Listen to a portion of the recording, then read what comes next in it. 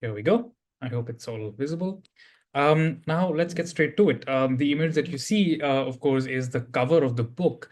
And right at the outset, I'd like to talk a little bit about what we were trying to achieve with the book. Essentially, is a new revisionist narrative history of the Chola Empire that takes into account decades and decades of specialist research in every possible field, from archaeology to epigraphy to art history, to try and paint a portrait of this incredible period when South India took on most of its recognizable contemporary features over 1,000 years ago.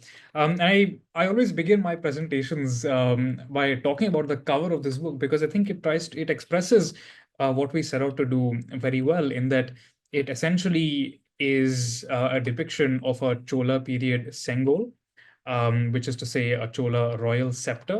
But what we did to create it, because there's no surviving examples of Chola royal scepters, is we looked at literature, we looked at sculptural depictions of various of elements of the Chola imaginary, from, of course, the famous tiger symbol that you can see here, to the double lotus petaled pedestal, which comes from a Chola bronze, to this beautiful little depiction of warriors fighting makaras or ocean creatures, which comes from the Brihadishwara temple at Tanjore. And we put them all together. We infused life and color into them to create this new history of the Chola Empire. So, without any further ado, let's talk about the Cholas. The map that you see here is a depiction of what the Chola kingdom looked like in the 10th century. Now, you probably have noticed that this doesn't look like most maps tend to do today.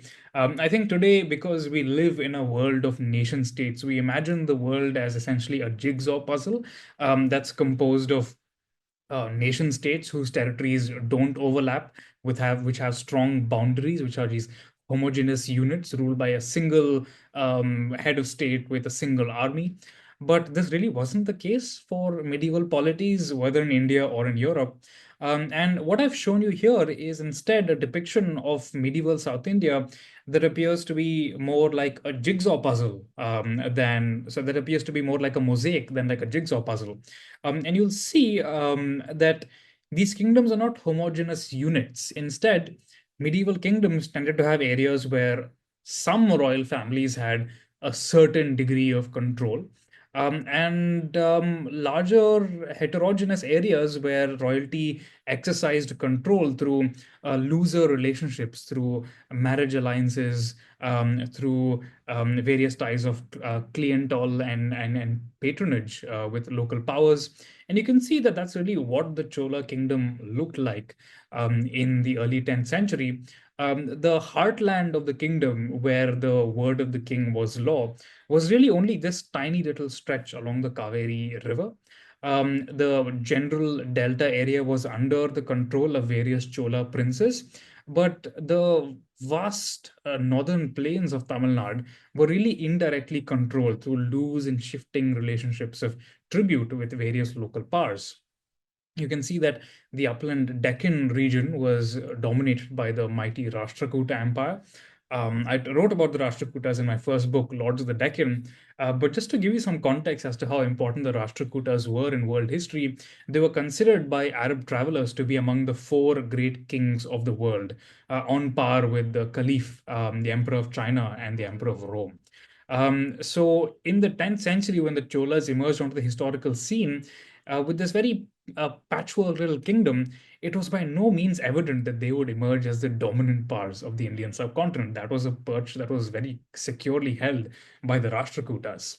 Now, those of you who already attended my lectures might already be familiar with all of this, but I'm also going to be interspersing, as we talk over the course of this lecture, various little tidbits about the making of all the visuals that you see on your screen, from the maps to the elevation diagrams.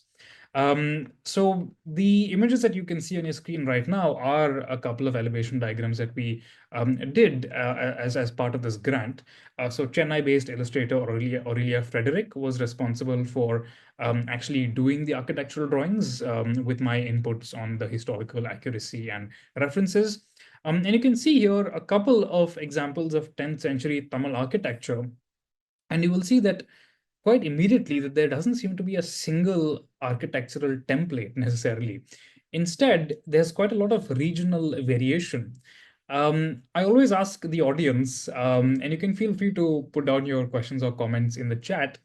You can see there's two temples here on your screen. There's one that's really quite impressive, quite ornate. It's very stately looking. It's got this band of leonine figures. It's got this beautiful rounded molding and this plinth that's composed of lotus petals that look like they're gently falling.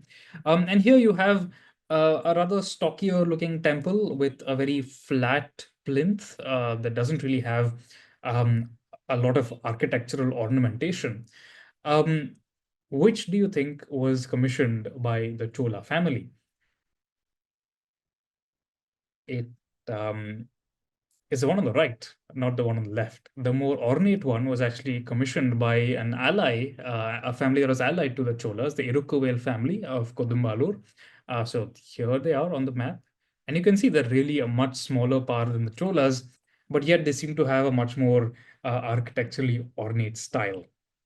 Now, here's a couple of examples of Iroquois temples. And generally speaking, I think when we think about medieval India and we think about temple patronage, we tend to think of it as a male activity. We tend to think of kings building temples. And to an extent, that's true. So the temple that you see on your right, um, as you can see, it's pretty much in the Iroquois style. It's got this beautiful band of carved leonine figures, the lotus petal plinth, of course. Um, and it would be natural to assume, looking at this temple on your right, that the temple on the left is made by a man who was related to the gentleman who commissioned this. After all, you can see very much a lot of the same features. You can see the band of lines, you can see the rounded molding, and though I've cropped this terribly, just take my word for it, there is a band of lotus petals on the plinth below. But the reality is that this temple on the left is not made by a man. It was commissioned, in fact, by a woman, the daughter of the Iroquois king who commissioned this temple on your right. And this lady who built this temple was a daughter-in-law of the Cholas. And it's quite significant that this temple, which was built within Chola territories, it was built at Tiruchendurai, which is on the banks of the Kaveri. The Kaveri, of course, as we know, is the river that was the heartland of the Cholas. The fact that this was built in the Iroquois family style is quite significant. It tells you that the lady who commissioned this temple was seeking to express her ambitions in her family's idiom, in her birth family's idiom, rather than in her marital family's idiom. And that's quite interesting. We very often tend to think of medieval queens as essentially being these devoted wives who are only interested in their husband's interests. But very clearly, here you have a woman who has a mind of her own and is interested in building in her style, her family style, rather than her husband's style. Now, with this in mind and knowing what we do about the Iroquois family style, we can see in this temple here, which was built a little north of the Chola heartland, once again, some of the same features. You can see here the band of leonine figures, you can see the rounded molding, and you can also see the band of lotus petals is just about visible here. And it's natural to assume that this temple must, of course, have been built by another member of the Iroquois family, perhaps an Iroquois queen who was married to another Chola king. But no, this was actually built by the mother-in-law of this Chola princess. And she did not belong to the Iroquois family, but rather to the Chera family, which is a royal family of the Malabar coast. But she was present in the Chola court, and it seems that she was observing and learning from her daughter-in-law's architectural tastes to develop her own idea of what a temple should look like. So she's borrowed a lot of the same features as far as the plinth is concerned. But what she's doing up here is quite interesting and quite different, where she's got these figures of dancing women, female dancers and musicians that are dangling from the eaves. And you don't really see this in a lot of early Chola temples. So this may have been a tradition of her family that she's merged with something that her daughter-in-law is doing. And once again, I find this quite interesting because we have this rather odd idea in India today of how medieval queens operated. That's based primarily on historical films that we're consuming, Bollywood produced historical films, where mothers in law and daughters in law tend to have these very combative relationships. But the reality is that you can see that these medieval women who are coming from moneyed and educated backgrounds are collaborating. They're learning from each other. And it's just amazing that we can see that in the architecture of 1,000 years ago. Now, I'm particularly interested in one Chola queen, a lady called Sembiyan Mahadevi. And in my view, Sembiyan Mahadevi is really the founder of the Chola Empire as we know it. This sculpture is from one of the earliest temples that she commissioned, and it depicts her husband, the king Uttama Chola, her husband, the king Gandaraditya, and her son, the king Uttama Chola. And just to summarize the inscription for you, it essentially goes something on the lines of Hail prosperity. This is the glorious temple of the glorious King Gandaraditya.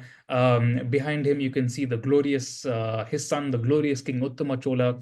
And these images were commissioned by the glorious Queen Mahadevi, who gloriously erected this temple in the glorious memory of her husband, etc., etc. Um, and the reason for this is really quite interesting. You can see that Sembiyan Mahadevi is both visually and epigraphically through this inscription trying to develop a certain kind of devotional persona of the Chola royalty. And when you look at Sembiyan Mahadevi's career overall, you begin to see a pattern with her temple patronage. The yellow thumbtacks that you see on this map here on your right are temples that Sembiyan Mahadevi renovated or built. And the blue thumbtacks that you can see are gifts that she made to various temples.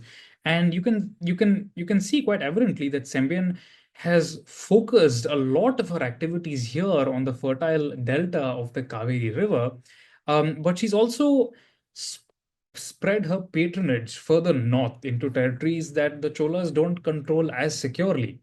And with her inscriptions, when she is depicting the Cholas as these great devotees of the god Shiva, what she's essentially doing is she's sidestepping all these older relationships that used to exist, all these marriage alliances with local dynasties and local families that characterized the kingship of the early 10th century, begin to change in the late 10th century under Sembiyan Mahadevi. What she's doing by building these temples is she's exhibiting interest in local politics. Very often we see in her inscriptions that she buys local properties. She sets up a garden in the name of her husband or her son, occasionally in her own name. And she usually asks local assemblies to administer these gifts on her behalf. And this will actually allow me to talk about another very interesting feature of medieval Tamil society is that in addition to being politically heterogeneous in that you have a royal family and a whole bunch of other minor royals, a lot of medieval Tamil social life was dominated by collective assemblies, collective decision making. So most villages, for example, rather than taking orders from royal officers, tended to manage all their affairs with a collective of the families. They would take decisions about irrigation, they would take decisions about um, taxation, even about judicial affairs. And very often, um, the payment of taxes was quite a complex process that required negotiation between royal centers and local powers. And very often with the early Chola kings, this negotiation was handled by various magnates, important families like the Iroquois, who took care of all this on the behalf of the royal family. But under Sembiyan Mahadevi, you can see that through the temple, she's directly interacting with these various local powers. So essentially, what happens is a kind of feedback loop is set up where Sembe Mahadevi builds a temple. This temple is very visually impressive. It exhibits through various purchases the Chola interest in local affairs. So the charisma of the royal family is disseminated, it's broadcast almost. It's almost a media strategy. And in doing this, Sembian is able to win over local loyalties. Because she wins over local loyalties, locals are more inclined to pay taxes to the Chola state. And what ends up happening is essentially this virtuous cycle where because Sembian is getting more taxes, she can build more temples, which allows her to disseminate more and more charisma and therefore get more and more taxes. And you see this happening in a wide swathe of the Tamil plain, not just in the Kaveri Delta, but further and further north. And this sets up the financial basis for later Chola expansion. Now it's time to talk a little bit about the making of all of this. I'm sure you've noticed, looking at the previous map, that this core region that I've delineated in this map actually corresponds quite accurately to the gifts that Sembiyan Mahadevi was making. And you can see here this little diagram I did on my iPad using screenshots from Google Earth of how the map needed to look. It's really quite a rough sketch that I did, with these little annotations of what needed to be capitalized, what needed to be italicized. You can see I've actually drawn here where the core region needs to be. I've used GPS coordinates to make it exactly clear to the map maker where particular places need to be marked out. And I don't know if you can see them, but there's also these little red arrows that indicate exactly which label corresponds to which location. And you can see that has been pretty faithfully brought to life by the map maker that my publishers have on retainer. Now, the next map that you see here is actually a map of my travels that were made possible because of the generous grant that the Map Academy gave me. As you can see, I visited a whole bunch of sites, not just in Tamil Nadu, the state which lays the strongest claim to the Chola legacy, but also various parts of Karnataka as well. Because over the course of my research for this book, I realized that though we tend to think of the Cholas as primarily a Tamil power, and they were to an extent, they were also a very important trans-regional power. I'm going to talk a little later about the conqueror Rajaraja Chola and Chola expansion. But it's important for us to remember right from the outset that Chola power was an imperial project. They were interested in projecting their influence and receiving ideas from South India at large, not necessarily purely Tamil Nadu. And in fact, the boundaries of modern states and linguistic zones would have seemed a bit alien to the Cholas. No medieval polity necessarily thought of itself necessarily as an ethno-linguistic state, the way that modern nation states do. So you can see that on this map, I've put down a whole bunch of areas that was really part of the planning for the fieldwork for this book. I marked out a whole bunch of areas I'd read about. So every single thumbtack and every single name that you see here on this map is actually mentioned in the book, and you'll be able to find it in the glossary. But this is also what I used to plan out my travels in Tamil Nadu. So the way that I did it is that last January, I essentially did a trip with a couple of dear friends of mine down the Kaveri Delta and then began to move further north. And you can see that this is a screenshot from my Photos app. Most of my photos were done just simply using an iPhone. But Apple Photos has this nifty little feature that tags all of your photos geographically. So it's quite easy for me to refer to them. And you can see that I've took like hundreds upon hundreds of photos at the various sites that I visited for the fieldwork for this book. And the image that you saw a little earlier, this little carved portrait of Chola kings worshipping Shiva, comes from this area here, right in the delta, a place called Koneri Rajapuram today. And that was where Sembiyan Mahadevi built her first, but absolutely not her last temple. The interesting thing about Sembiyan Mahadevi's temples is that they broadly follow the Chola style. You can see, for example, the plinth has those very flat geometric moldings that we saw right in the beginning of this lecture. But she also introduces this fascinating innovation in that the exterior of her temple is always decorated with sculptures of gods. And this was not the case for most Chola temples. And Sembian doesn't just depict any old god. She had one specific god that she held particularly dear, possibly both for personal as well as political reasons, and that is the famous god Nataraja. And you can imagine the impact of Sembiyan Mahadevi's temples. While most Chola queens only built a single temple over the course of their lifetime, Sembiyan Mahadevi built 12 temples. And because these temples are so widely geographically spread, because they had this consistent visual language, and most importantly, because they depicted Nataraja, Sembiyan Mahadevi essentially set off a bit of a fad. And you begin to see in the inscriptional record and also in the archaeological record that Nataraja bronzes begin to be commissioned in a really big way by various Tamil elites. And over the course of the Chola period, over 3,000 bronzes of the god are produced, which were later picked up by Western collectors in the 19th century, who were written about by art historians, art collectors, and eventually ended up becoming one of the most iconic symbols of Hinduism, all because of a Chola queen that many of us have not even heard about. One thing that I really enjoyed over the course of my field work is that I ended up seeing and meeting things that I otherwise absolutely would not have. This beautiful little calf, for example, was in the courtyard of the Koniri Rajapuram temple. Absolutely adorable little guy. And also, I found at Koniri Rajapuram these spectacular 19th century murals that depict the god. And you can see that in some way they're a continuation of the of Maratha painting traditions from the region in the use of this highly almost iridescent, vibrant ultramarine blue.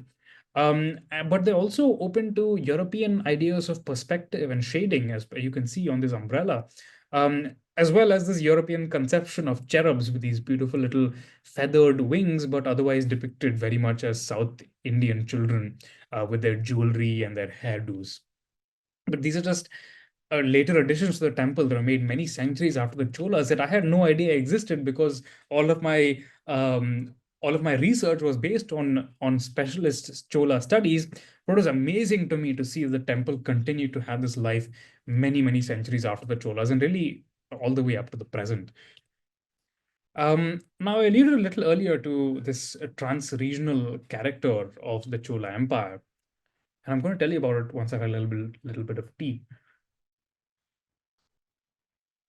You can see here that the empire of Rajaraja Chola, the successor in many ways of Sembiyan Mahadevi, was truly trans-regional. While the earlier Chola kings had very much been regional powers limited to the Kaveri Delta, Rajaraja's empire is this vast, sprawling edifice that includes in its ambit most of southern coastal India.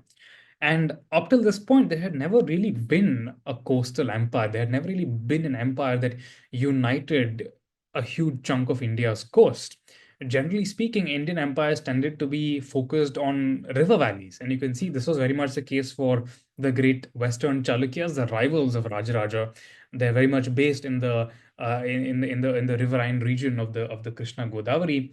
And if you were to think of the famous North Indian empires, they're all Gangetic empires, really. They're river valley empires. The Cholas were the first coastal empire. And in order to maintain their control over such a vast and diverse region, they employed quite a bunch of innovative strategies. Just to give you a sense of the scale of Chola expansion, here, of course, is the image that we saw of the early 10th century of these temples. And here now is Rajaraja Chola's temple. There we go. Over the course of just 30 years, the Cholas went from building this to building this. We're talking about something that's 40 times larger than anything they had built before. Now, before I tell you how they did that, I want to tell you a little bit about how we did that. How do we do these diagrams? Um, Now, I've been surprisingly lucky in a lot of my social media interactions. The cover artists, both for my first book and for this my second book, were guys that I found on Instagram who were connected to me by somebody who I'd been chatting with for a little bit. And the architectural drawings for this book were the result of me randomly scrolling one evening after my weekly Dungeons and Dragons game, and happened to come across the work of Aurelia Frederick, the Chennai-based illustrator. And I saw that Aurelia had done this fascinating, like black and white rendition of the Leaning Tower of Pisa and the cathedral nearby. And you can see here in this early draft of the elevation that you just saw, she actually reused the same Leaning Tower of Pisa and then redid it to make sure that it was a proper elevation diagram. And you can see here that she was experimenting with the style and the level of detail and so on.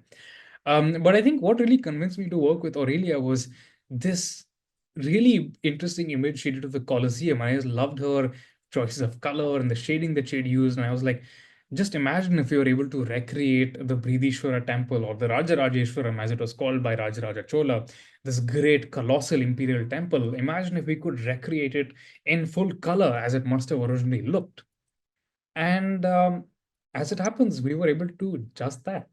You can see that this is our conjectural reconstruction of what the Rajarajeshwaram may have looked like. It's based on inscriptions as well as on murals from the interior of the temple, which I'll talk about in a little bit. But before I get to that, let's actually begin by coming back to Rajaraja and talking about how he was able to make this empire of his. I think somebody's mic is on, so you might want to mute yourselves. Just double check. There'll be plenty of time for questions. Don't worry about it. So here is one of Rajaraja Chola's inscriptions. I've already summarized for you one of Sembiyan Mahadevi's inscriptions. Now let's look at what Rajaraja Chola has to say. Hail prosperity. This is the edict of King of Kings, Lion among kings, to be cherished by the multitude of the diadems of the crowd of all princes. On such and such day of such and such year of his reign, King, Lion among kings, Elias, the glorious Lord, King of kings, who, while his heart rejoiced that, like the goddess of fortune, the goddess of the great earth had become his wife. And he talks about all these military conquests that he did. He mentions the names of 7 different countries, the conquests of which made him famous in the 8 directions. How he talks about how he deprived the Pandyas of their splendor, and while he was resplendent to such a degree that he was worthy to be worshipped everywhere. Now, all these inscriptions appear on the plinth of the great Rajarajeshwaram temple. Rajarajeshwaram literally means the home of a Rajaraja's lord, but Rajarajeshwara not only means Rajaraja's lord, it also means Rajaraja as lord. Now, what this is telling us is not necessarily that Rajaraja thought of himself as a god, but if you were to look at the agamas, the Sanskrit texts, the ritual texts upon which, of which Rajaraja was a patron, and we knew that agamic Shaivite priests were active at his temple. The Shaiva agamas tell us that a king who builds an imperial temple like Mount Meru, the celestial mountain of the gods, will remain like Shiva after his death.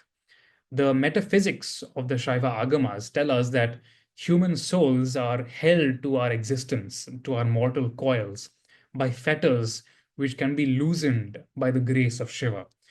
Now, Shiva's grace comes to those who are devout, who are devotees of him, who partake in particular rituals, but who also patronize his great temples. And so, while Rajaraja may not have thought of himself as Shiva, he may have believed, it's possible, that upon his death, his soul being loosened from its mortal fetters would become a being akin to Shiva. And that really is the metaphysics of the Shaiva Siddhanta, the Agamic school of Shaivism. Now, what Rajaraja is telling us is that through his conquests, he has become the owner of a vast amount of wealth. And his inscriptions are quite clear that this wealth is achieved through conquest. He tells us that specific items that he gifted to the temple, to this specific temple, were secured from the Chalukyas, from the Cheras, from the Pandyas, all these rival dynasties. And he specifies that a lot of this wealth was to be used in rituals within the temple, but not just in this temple. We know that Rajaraja's court made gifts at over 50 temples, while Sembiyan Mahadevi made gifts at 12, Rajaraja made gifts at 50. So immediately there's this massive expansion in the scale of Chola temple patronage. But keep in mind that temple patronage also means that there's a visual and epigraphic reminder of Chola interests in all these out of the way temples. And all of these out of the way temples have Rajaraja's inscription talking about his martial conquests. And year after year, almost, Rajaraja is expanding his lists of gifts, he's expanding his lists of conquests, and he's exhibiting quite literally through the donation of these fabulous gifts. He's exhibiting his devotion to Shiva, he's exhibiting his interests in local affairs through their temples. And what this means is that Rajaraja's state is able to appeal, it's able to spread Chola charisma to a vast swathe of southern India and therefore get a huge amount of manpower that is seasonally deployed in martial conquest that in turn set up this feedback loop. But we'll come back to that in a little bit. Let's talk a little bit about the temple itself. You can see here that we've depicted a whole bunch of little people. And all of these are people that are based on the inscriptions of the murals of the temple. So, number one here are Chola bureaucrats. They are junior Chola bureaucrats, which is why we know that they were only allowed to wear white clothes, so really not very glamorous. But senior bureaucrats were allowed to wear much more glamorous printed textiles. That's how we've depicted them here. We also know that Rajaraja's temple had quite a lot of Shaivite Bhakti singers, so they would sing the poetry of the Tamil Shaivite saints. The singers for the temple came from across the Chola kingdom. And I think once again, here very clearly is this idea, this imperial project at play, where the king is trying to integrate people from across this diverse region into a single activity. Number four are the royal children. We know that Rajaraja himself only had, I think, about four children, but his sons had quite a lot of them. Some of them are depicted here. And of course, here is Rajaraja himself with his guru participating in the worship of the linga. Let's move a little closer to now you can see here that we have this plinth with depictions of lions, an Iroquois idea that Rajaraja has picked up. And we know that the lions of the temple must have been painted white against a deep blue background because you can see here a fragment of a mural from the temple itself where we can see lions depicted in white against a deep blue background. Now, moving deeper into the temple, you can see, of course, the colossal linga itself, about 12 feet tall. Once again, murals from the temple tell us that the linga was sheathed in bands of gold and rubies and pearl. And you can also see that the temple was actually two-storied. While most Tamil temples only had a single-storied wall, this temple had a two-storied wall. And the upper story has 32 or 34 depictions of Shiva as Tripurantaka, the destroyer of three demon cities.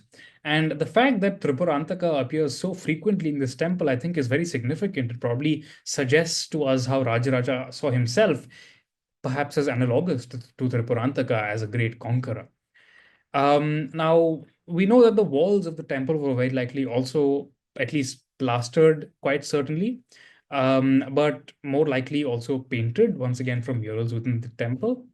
You can see in this image of one of these murals that the walls of a temple tower are depicted as being plastered yellow. You can see that it was intended to be tiled, and you can also see that the little archways have white figures, once again, picked out against a blue background. So you can see very much that's what we've done with the little decorative arches that you can see on the temple. And if you look closely at the temple today, you will see that its roof moldings are carved with tiles. So very clearly, the intent was for them to appear like tiles, which means that they must have been painted red. And that's very much what you're seeing in this image here. Now, of course, the temple is most famous perhaps for its colossal Vimana, this hollow pyramid. And we decided to do this in a cutaway format so that you could actually see into the interior. And you can the impression really is spectacular. To see a hollow pyramid of that size just suspended almost magically in the air. And we know from an inscription in the temple that was specifically the shikhara, which is to say the topmost cupola of the temple, not the entire temple, but really only the top that was gilded in gold. But this cupola is spectacular. It's this massive octagon that's made of 8 interlocking pieces of granite weighing about 80 tons. And essentially, what this cupola does is that it exerts this pressure on this hollow pyramid that locks it onto these very thick, stable walls. And this temple is so seismically stable that when architects, I think in the 1980s, did measurements of the temple walls, they found that only one side of the temple had become depressed by about 2 millimeters over the course of 1,000 years. So it's incredible to think about the practical engineering knowledge that these medieval folks had. Now, let's talk a little bit about the art and how exactly we ended up depicting the temple in this particular way. So the image that you see on your left is a cutaway diagram of the Church of Constantine in Byzantium, today known, of course, as Istanbul. And this was actually one of the early reference images that Aurelia, the architectural illustrator, shared with me as a potential reference for the style. And I loved it. And that's really why we decided to go ahead with this. But I also insisted that we should, instead of simply um, abstracting the exterior detail, that we should have all the exterior detailing as well. So to do the diagram, we relied on the architectural drawings of Pierre Pichard, a French architectural historian who worked for the Indira Gandhi National Center for the Arts. And we also looked at his elevation diagrams and a whole bunch of reference photos that I took to recreate this isometric cutaway in all of its detail. And it's very nice to look at now, but let me tell you, it involved a lot of suffering on behalf of Aurelia and myself, because we had to zoom into like these individual sections and make sure that everything was perfectly aligned. In a lot of cases, they weren't. In a lot of places, the heights weren't coming across correctly, so we had to do a whole bunch of reference lines to make sure everything was properly aligned. So what you're seeing now is really the result of a lot of quite literal sweat and tears. And then just doing the line drawing wasn't enough, because then we had to figure out how the hell to color it. And you can see that our first images at coloring the temple were pretty disastrous. We just couldn't figure out the right degree of saturation, and we ended up with something that looked really a little too vibrant, almost cartoonish. And it was only after Aurelia did a whole bunch of experimenting, looked at dozens of reference images, that we figured out something that appeared a little more realistic, but then we couldn't get the shadows right. And then we had to, and we also had this like a long debate about how to depict the interior. And Aurelia's idea was that, hey, this green is really striking and looks really modern, but on the other hand, gives you a very unrealistic idea of what the temple interior looks like. And so it finally, we got another artist friend of mine involved, Anupam Arunachalam, this really talented illustrator who organizes the Indie Comics Fest in Delhi. If any of you are in Delhi, you should come and say hi. He's going to be there on Sunday at the Goethe Institute. And Anupam finally came in, and he had a better understanding of the of color theory, and managed to finally bring the temple into the shape that it is in today. So it's just one illustration among many in the book, but it took such a long amount of time that I'm so happy with how it finally turned out. So I can see I'm running out of time, so I'm just going to wrap up by talking about this feedback loop that allowed the Cholas to expand the empire to the extent that it did. Now, we talked a little bit about Sembiyan Mahadevi's feedback loop. Now, what Rajaraja Chola did is he added one important element to it, which is warfare. So, while Sembiyan Mahadevi was limited in her temple construction activity by how much tax could voluntarily be paid to her, Rajaraja was able to break the mold because war allowed him to get access to vast amounts of liquid capital.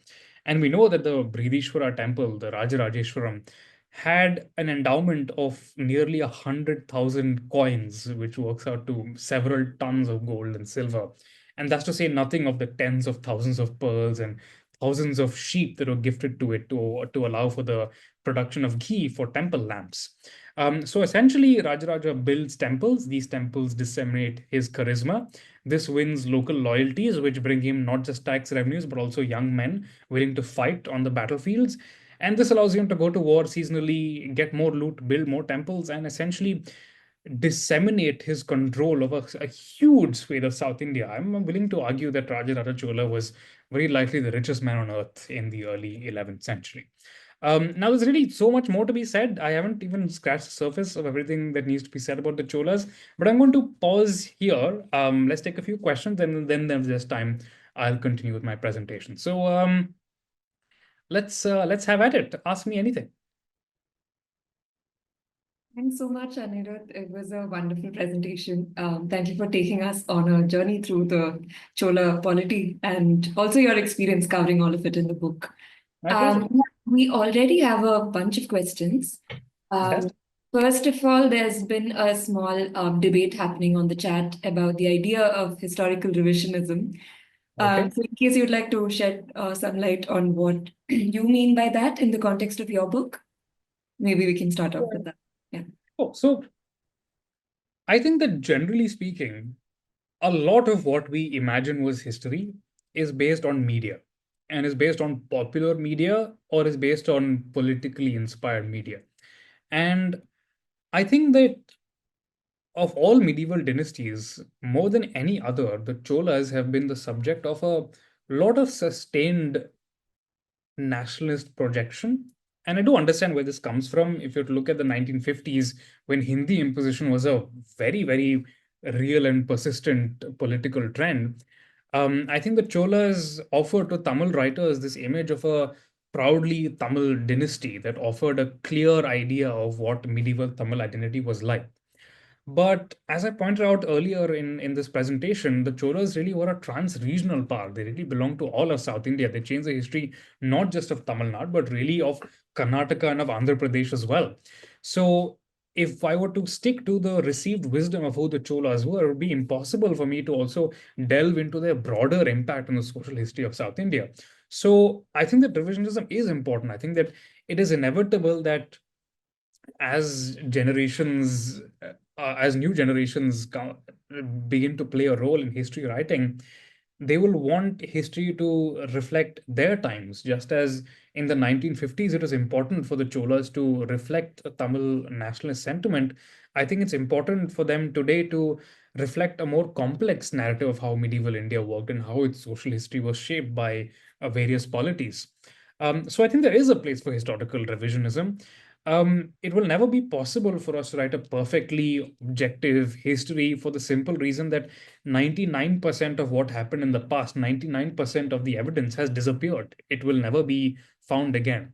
So we are always groping in the dark for answers, but as we seek to write histories from new perspectives, as new voices emerge to the fore, we might not be able to capture the reality of what history was, but we'll get closer and closer to it. Just as our world is so rich and complex and requires multiple perspectives and multiple viewpoints for us to get a grasp of it, I think the same applies to the medieval world as well. I don't think there can ever be a single dominant narrative of what the past was, because the past, just like the present, was a complex place. So that was a good question, and I hope that that was a valuable contribution to the debate happening in the chat. Thank you so much. Yes, I think it was an important note to begin the Q&A on. The next question is, how bi or trilingual were regular people in these regions? How multi-ethnic was the court? Do you think this had an influence on how trilingual so many South Indians are? Like many folks in Bangalore know Kannada, Tamil, and even some Telugu. Yeah, that's a great question.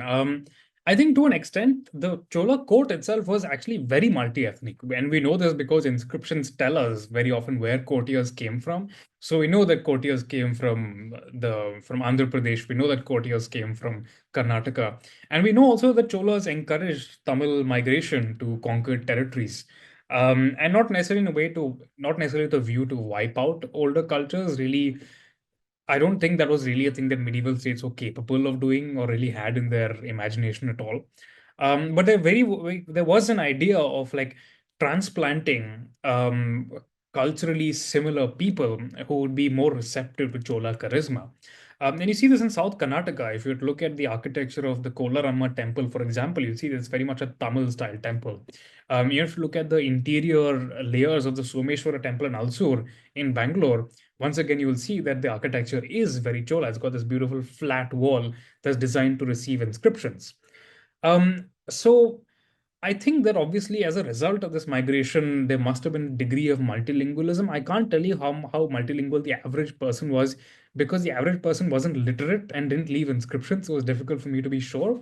But definitely, I think the Cholas helped South India's transition towards a multilingual society by encouraging multi-ethnicity, by encouraging migration of this sort. I think the real impetus to multilingualism is probably a early modern phenomenon, though. I think it's really a Vijayanagara period thing when Telugu becomes a courtly language across most of South India. And so many courts become multilingual.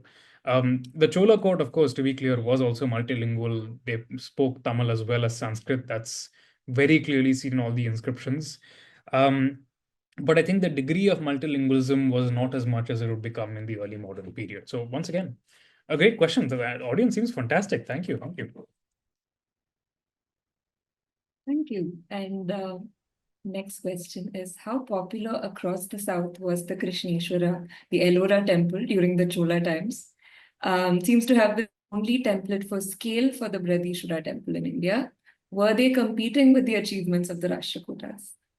I think they absolutely were, and once again, I think this is why historical revisionism is important, because otherwise we get locked into this idea that Chola were trying to play to modern nationalist sentiment rather than reacting to their contemporaries.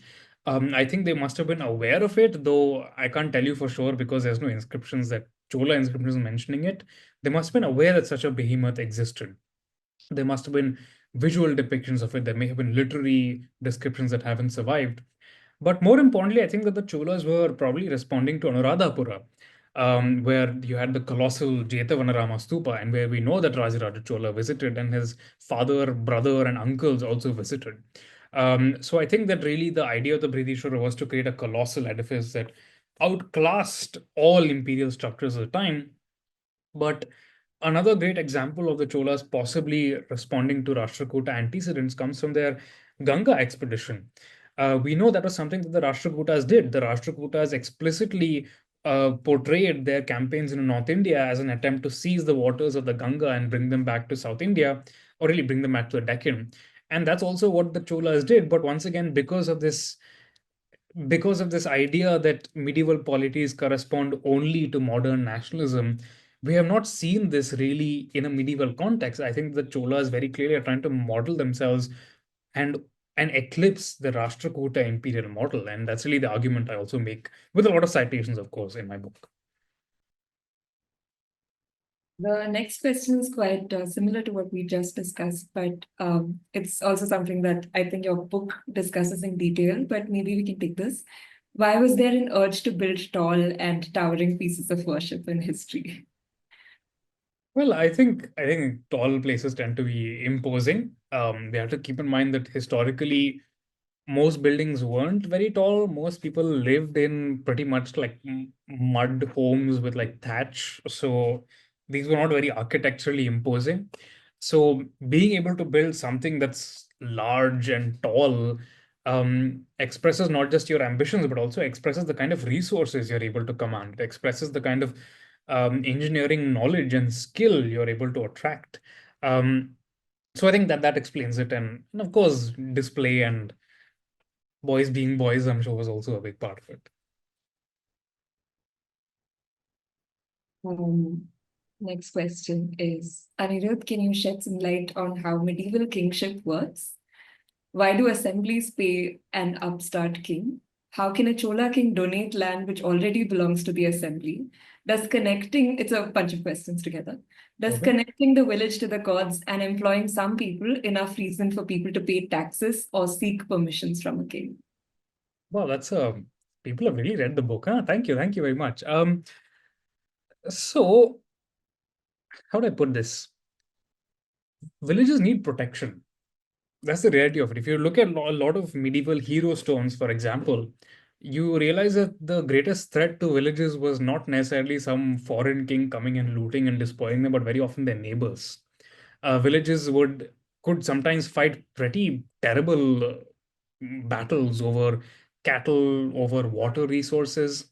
And to an extent, I think that medieval Tamil Nadu didn't have as much of a problem because you had these super assemblies called nadus that integrated many village assemblies and collectively took decisions together. But warfare still absolutely did happen. Now, why would villages pay an upstart king? It's because the king will ensure that other villages don't raid them, but also to make sure the king himself won't raid them to extract tribute. I think it's very important for us to remember that medieval polities were not utopias, right? So here we have this media idea where the king is this holy figure and everybody just wants to obey the king. But how many of you are loyal to your local MLAs?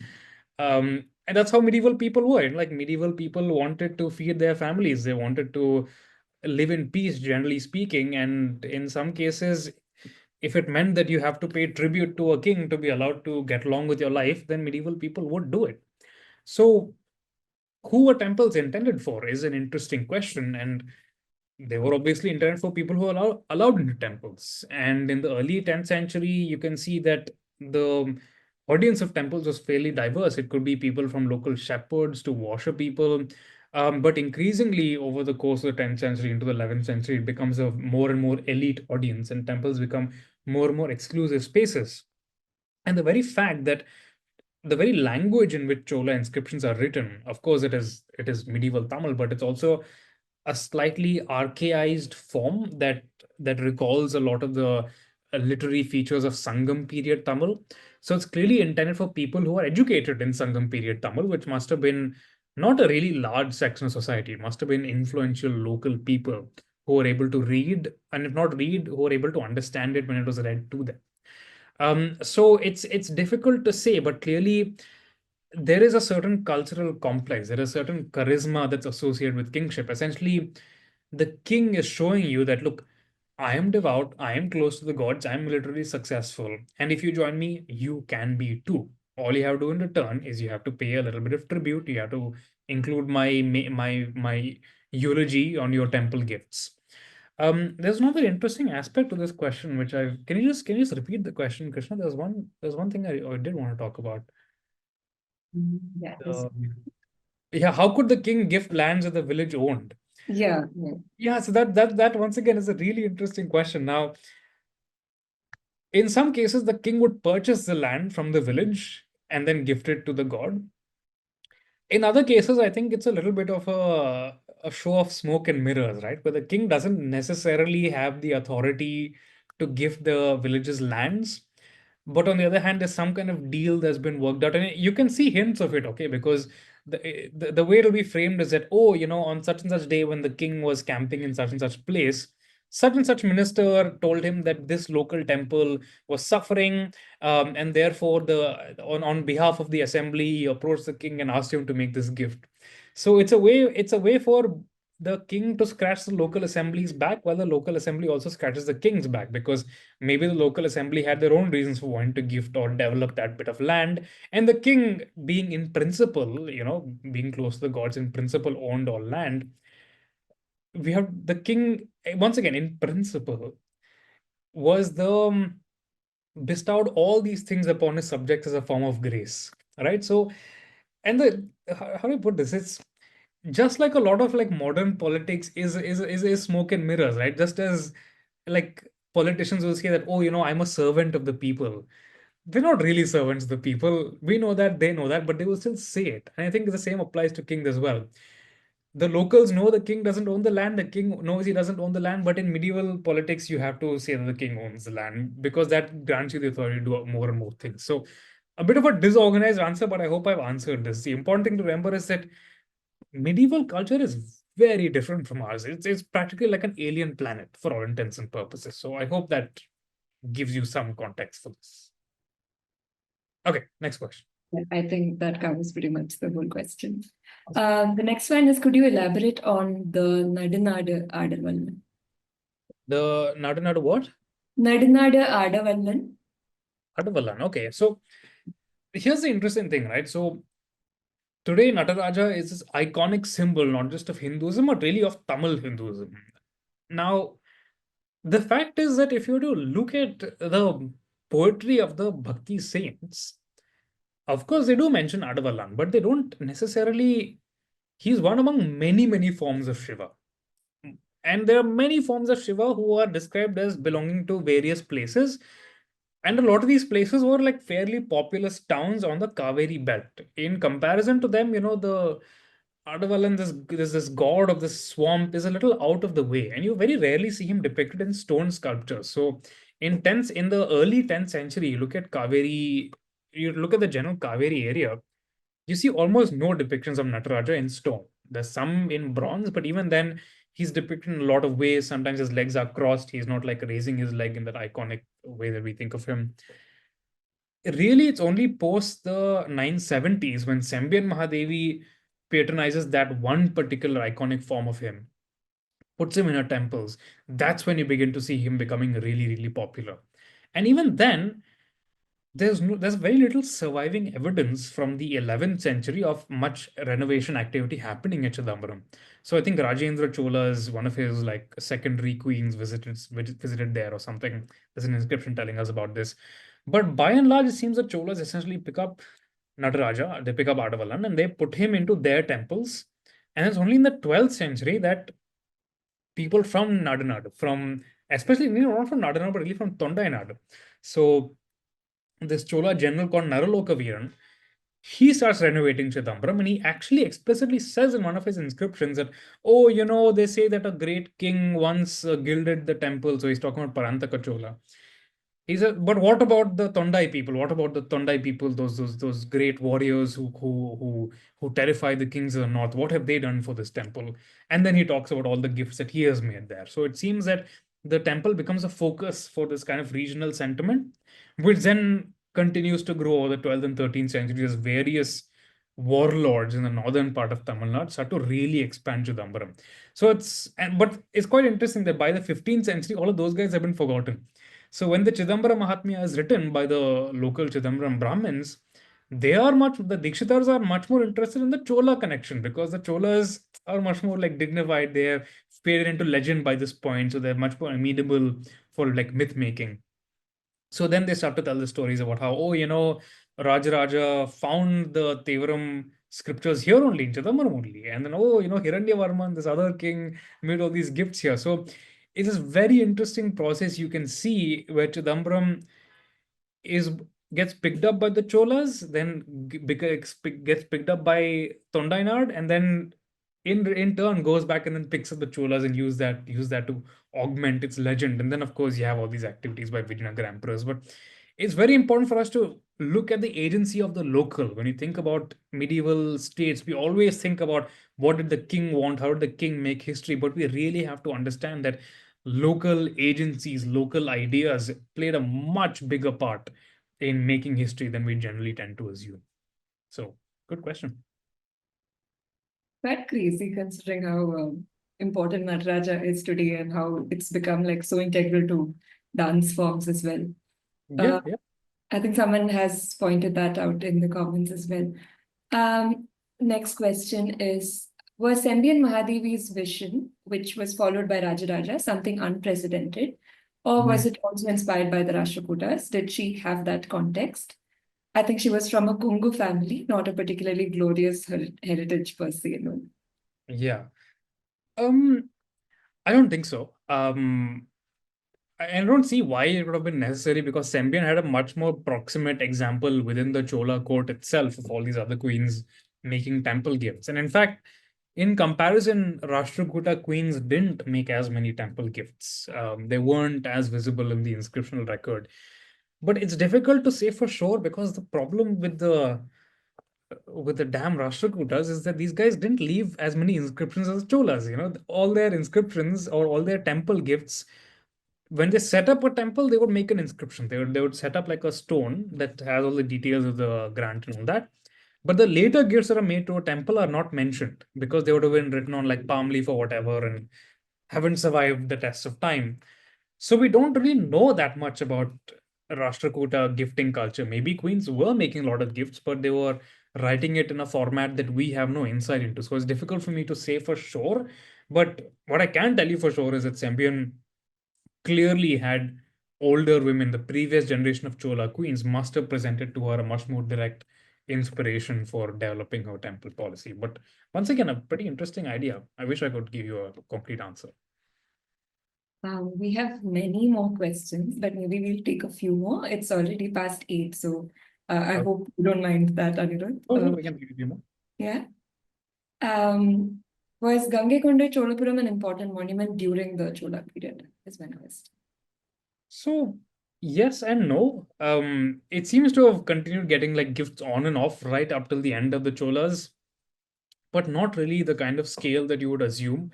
And the town itself doesn't, while it was set up in the 11th century, you don't see Chola kings like reigning from it necessarily as a capital. In fact, you see that even after the town is built, that the Chola court tends to keep moving around. It doesn't necessarily stay based at Gangaikonda Cholapuram, so it seems to have used the temple for ceremonial occasions, but it never seems to have caught on as a major urban center. So I hope that answers the question. The next one is when Rajendra Chola built Shiva temples at Kedar, how much of Chola styles did they bring in terms of artisan style and philosophy At Kedah, at Kedar?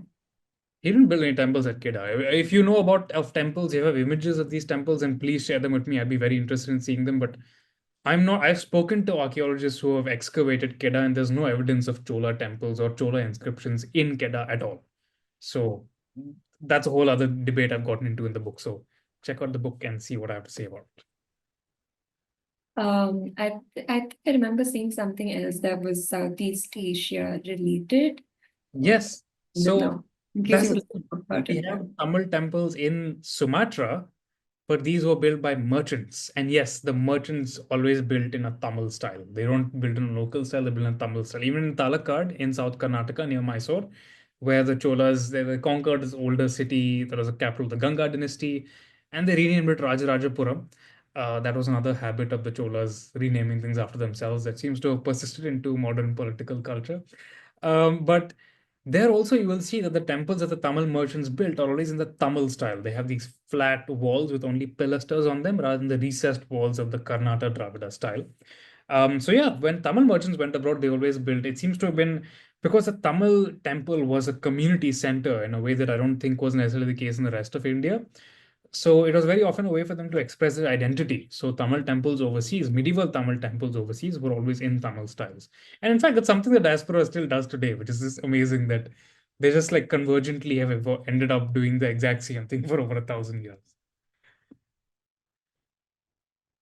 Um, this question again is something that your book goes into in depth, but it's also an important one. How did the Cholas perceive other religious movements and people within their empire, such as Jains, Buddhists, Vaishnava, Greeks, Islam, as there was healthy trade through the coast?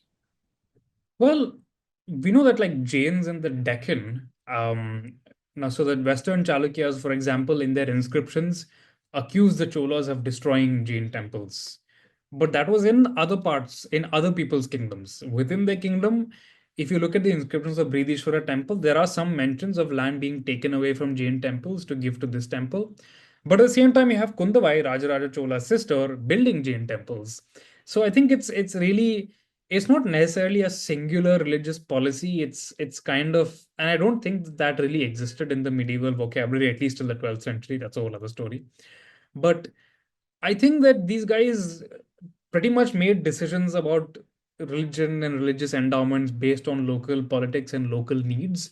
So in some cases, they would be like, oh, just take these lands because we need them. In some cases, be like, oh, we need these guys on our side. Here, Jainism is popular, so let's go build a Jain temple there. So it's not necessarily a singular and consistent policy. But I should tell you that by the 12th century, religion is becoming increasingly pervasive, like it's trickling down from the elites into the masses. Okay.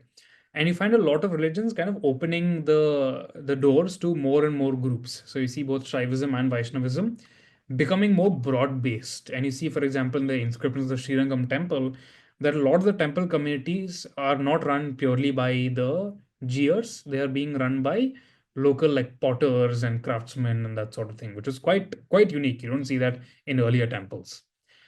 And now, what this seems to have led to, though, is that the religions start to get very competitive and territorial about who their patrons are. They try to become more and more exclusive.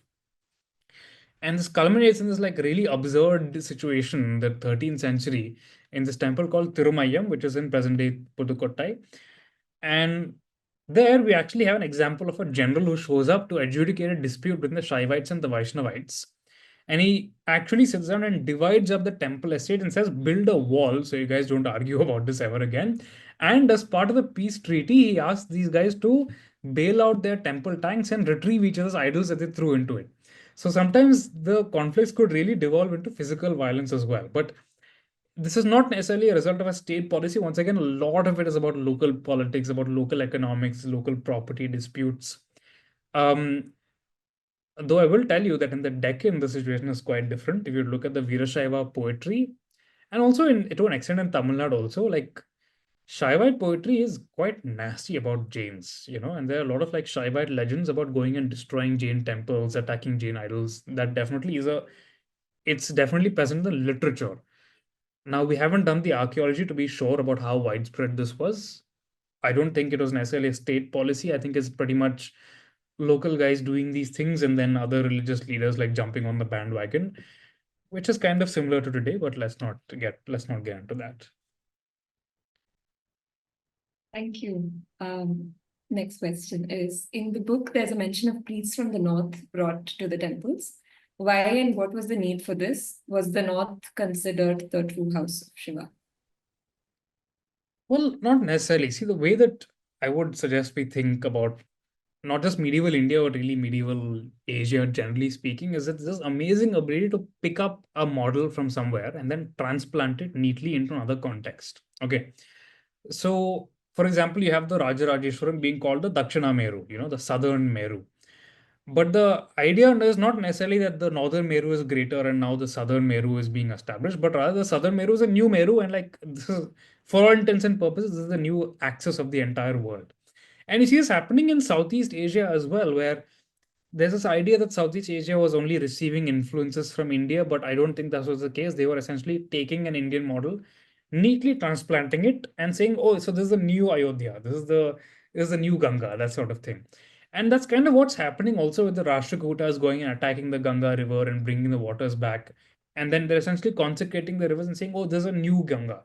And that's what's also happening with the Cholas going getting the Ganga waters. They create a tank called the Chola Ganga in Gangaikonda So that's intended to be a new cosmic river. So why North Indian priests specifically? Well, we know the Cholas were actually quite interested in importing priests. All medieval polities were. If you look at Chola copper plate inscriptions, they tell you a lot of like Telugu priests were also being imported. Now, I think that for Rajendra Chola, the idea is that look, I've conquered the Ganga and I have this temple that visually expresses it. So I should also have priests from the Ganga officiating here to show that I am their lord and they are participating in my temple.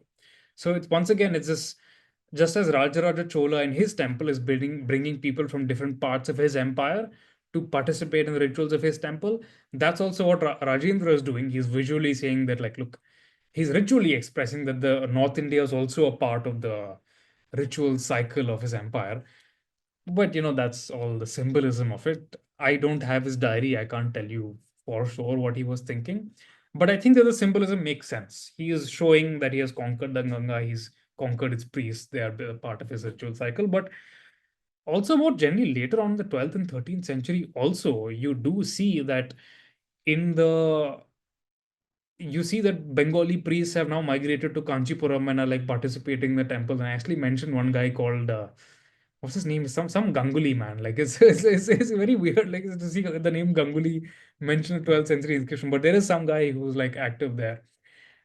So I think that when this new warlike elite is obviously looking to hire people from abroad to make themselves look more influential. That's something Indians still do today, by the way.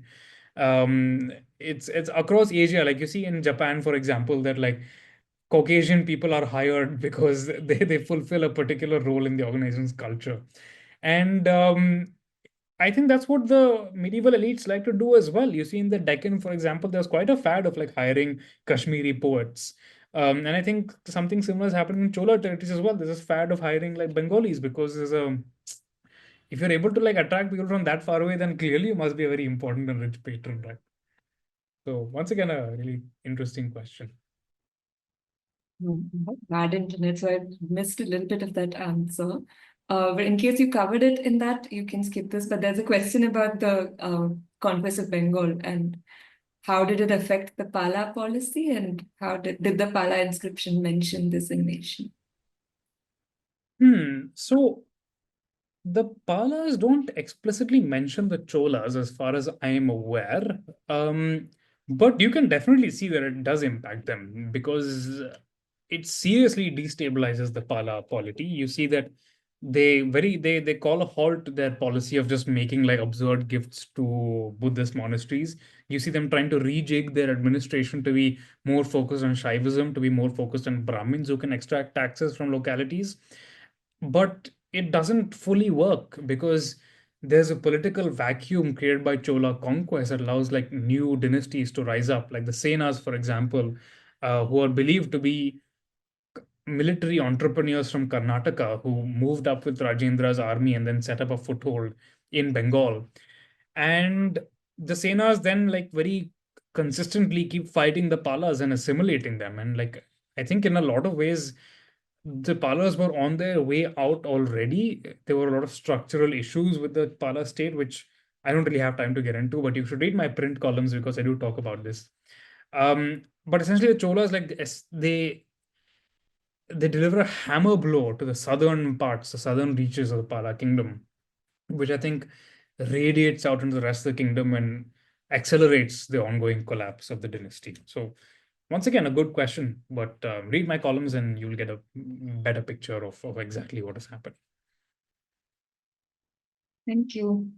We have a bunch of more questions, but maybe we can take two more. Yeah, There's let's take it. one on warfare. Are there inscriptions that describe the aspects of warfare, like strategy, arrangement of cavalry, and all of that? And there's also a question on caste during the Chola period and how caste played a role in all of this. Yeah, well, for the caste question, if you buy my book, please read the last three chapters. They're my favorite part of the entire book. And I think that generally speaking, most histories of Cholas are much more interested in the rise of the dynasty because that makes us feel good. But we aren't interested in the fall of dynasties because we think it's something shameful. But the fact is that, look, we live in a world that's shaped by the fall of empires. You and I are here doing this because British Raj fell all those decades ago. So the fall of empires is interesting because it leads to huge cultural and social changes. And the fall of the Cholas is so fascinating because in this political turmoil that is created by the decline of the dynasty, you see new kinds of assemblies of unprecedented scale emerging.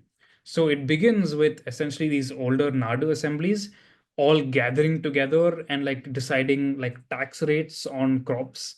But then it gradually escalates into them deciding judicial matters and then eventually deciding social matters. So you see caste coalitions emerging.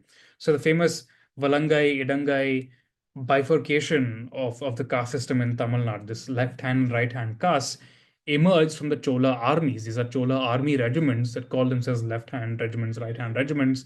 And these are the guys who then later go on because they retain this corporate spirit even after the army is no longer really being deployed on these campaigns of conquest.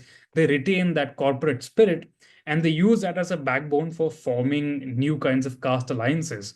And to me, what is so interesting about caste is that very often we think of it as a top down process, and to an extent, it was. This idea of Brahmin ritual purity is very present in Chola inscriptions, I have to say. A lot of like Tamil commenters on my Instagram have been telling me that there's a fairly well regarded Tamil academic, the name is escaping me for the moment, who has been claiming that the caste system didn't exist in Tamil Nadu until Vijayanagara showed up, and because it was this northern, like Telugu speaking power, foreign power, imposed caste on egalitarian Tamil society. Please read the Chola inscriptions and tell me how egalitarian they are. And keep on look. I think we have a tendency to want the polities of the past to be perfect, right? We want them to be absolutely morally pure so that we can project whatever we want onto them. The people of the past didn't exist to make us feel good. The people of the past lived in iniquitous times, they lived in times of injustice, and power has always been fairly amoral. Power is, that's the nature of political power. Political power is happy to make compromises to oppress some people if it means that a few people at the top can get rich. That's how power operates. That's how it still operates today. And that's very clearly the picture of the Chola inscriptions as well. There is a concept of ritual purity of the upper caste that is indisputable if you look at the inscriptions. But the majority of the caste system, to be clear, the hierarchy of the artisans and the craftspeople, the goldsmiths, the tailors, the artisans, the shoemakers, that's not being decided by the people at the top. That's being worked out by the middle class. It's being worked out by the middle class who are trying to seize power in time of political uncertainty. And they get together and they decide in caste assemblies what the hierarchy is going to be. So let's not absolve the middle castes of the role that they play in the caste system. Like all the way up to the present, I think we can still see that OBCs are extremely important in determining political hierarchies. And this was the case in the medieval period as well. That's the picture that I show with a ton of epigraphic evidence in my last few chapters. And I'm sure that quite a lot of people here are very interested in Rajaraja and Rajendra, and that's fantastic. They're in chapters 2 and 3 of the book. But please keep reading to the end, and you will see that the social history of this period is fascinating. You can't understand South India today unless you understand the decline of the Chola Empire. It's one of the most amazing and fascinating stories in human history. So, hope that answers the question. So, I forgot the other question though, Krishna, about battles. Yes. So, there is a particular literary format of medieval inscriptions that glorify king's conquests. Once again, it's this is one of these weird things that nationalists on my comments have been telling me that Cholas expanded peacefully, but that's not what the Cholas tell us. The Cholas, I mean, keep in mind, like medieval royalty liked to show off their conquest because it added to their image as great conquerors. It helped legitimize them. So very often they would exaggerate their conquests, or very often they would just not mention their defeats and like go on and on about their great victories. But in some cases, you look, especially the Chola copper plates, they tell you some really disturbing, like even by the standards of the time, they're talking about like cutting off women's noses. And like Chola emperors are saying this, like Veera Rajendra Chola talks about like ordering women's noses cut off. You look at Rajendra Chola's inscriptions talking about the conquest of Maniket at the Rashtrakuta capital. He says that he destroyed the city, and he has this like great poetic description of how women were burning alive in mansions and how they looked as they were running around. They looked like flashes of lightning among the clouds, and that is the politics and the violence of the times. That's all fine, but I find it very puzzling that we want to romanticize these figures and then get. I mean, I gotta say thank you guys for being such a nice audience, but like most people are not very receptive when I tell them that medieval kings were violent. I get accused of like all kinds of like weird things because I talk about medieval violence, but it was a part of our history, man. We can't just pretend it didn't happen. And more importantly, it's something that medieval people were proud of talking about. So I don't understand why we have this like weird distaste to talk about it. It happened. It was a part of the past. Let's accept it and let's move on and talk about the other interesting things. Now, unfortunately, they don't give us concrete strategies. They don't tell us, oh, this is how the army was deployed, this was the order of battle, all that. A lot of that we have to like figure out from other sources. We have to look at literature that talks about strategy, but very often in a very eulogistic or a very theoretical way. But to me, I think the richest and unexplored source of medieval military information is hero stones. Hero stones talk about this, like hero stones show you what formations look like. And of course, we have to do comparative analysis. You have to look at how warfare was fought in similar cultures. Look at Southeast Asia, which had similar like deployments of elephantry.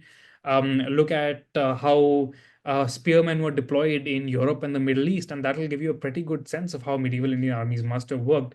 It won't tell you about specific battles, but will give you a general sense of how like military logistics must have worked, or how like deployments and overall battlefield strategy must have worked. So I hope that answers the question. I know that I've gone a whole bunch of tangents to answer very specific questions, but I hope it gives you a sense of the approach that I think we should have as we're thinking about these fascinating, incredible people from 1,000 years ago.